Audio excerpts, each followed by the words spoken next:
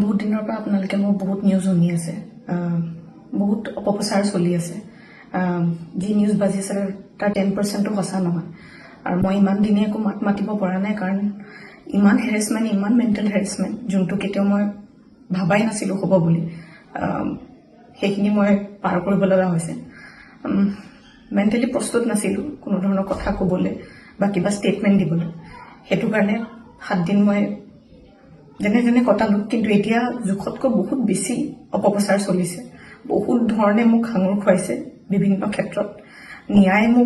ন্যায়ালয়ে মোক দোষী কৰাৰ আগতে নিউজ মিডিয়াই মোক দোষী কৰি মোক এতিয়ালৈকে ফাঁচি দিছে। মোক অলৰেডি মই দোষী বুলি কথা কৈছে, আৰু বহুত ধৰণৰ নিউজ, বিভিন্ন ধৰণৰ নিউজ, য'ত মোৰ কেছটোৱে ট্ৰেডিঙৰ ওপৰত আছিলে, কিন্তু এতিয়া কেছটো অকল মোৰ ওপৰত হৈ গ'ল।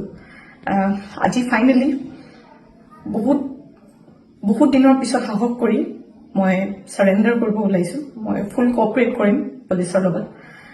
ইমান দিনে কৰিব পৰা নাছিলোঁ, মই পলাই ক'তো থকা নাই, মই লুকাই আছিলোঁ অকণমান, মই পৰা নাছিলোঁ সহ্য কৰিবলৈ। ইমান সহজ নহয় নিউজ এটা শুনি থকা বা নিউজ এটা কৰি থাকিলে, যি মন যায় তাকে কৈ আছে, কোনো ধৰণৰ তথ্য নোহোৱাকৈ কথা কৈ আছে। মই ভাবিছিলোঁ ইমানখিনি কেতিয়াও নিউজ মিডিয়াই নকৰে, ইমান তথ্য নথকাকৈ ইমান নিউজ নবজায়। কিন্তু আজি মিডিয়াৰ ফলত মই আজি দোষী। গোটেই মানুহৰ আগত মোৰ মান সন্মান, মোৰ মা দেউতাৰ, মোৰ পৰিয়ালৰ গোটেইবোৰ উলংঘ হৈছে। আৰু এতিয়া আৰু ধৈৰ্য ধৰিব পৰা নাই, চবৰে এটা সীমা থাকে। সেইটো কাৰণে আজি মই চাৰেণ্ডাৰ কৰিম। আৰু মোৰ বিশ্বাস যে তথ্য চাই ন্যায়ালয়ে ডিচিশ্যন ল'ব, আৰু মিডিয়াৰ নিউজ চাই নহয়। চ' আজি মই চাৰেণ্ডাৰ কৰিম, আৰু মই ফুল কোঅপাৰেট কৰিম পুলিচৰ লগত। আৰু মোৰ বিশ্বাস যে যদি মই সত্য হয়, মোৰ কোনো ধৰণৰ শাস্তি নহয়।